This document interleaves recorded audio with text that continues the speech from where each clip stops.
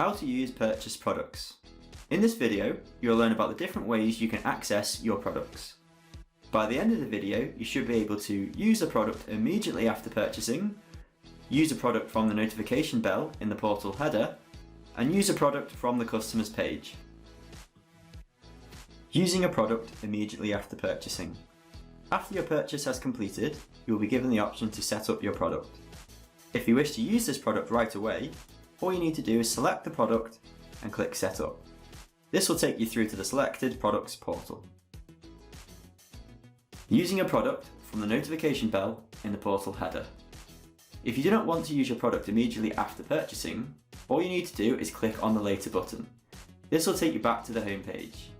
You will then see a notification reminding you that you have a product that has not been used or set up for a customer.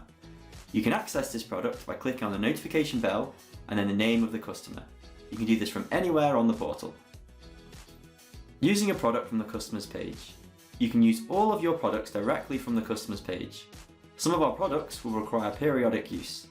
The customer's page is the best place to access these types of products. To do this, all you need to do is to go to the customer's page, select the customer who you have allocated the product to, and then select the rocket icon. This will then take you through to the products portal.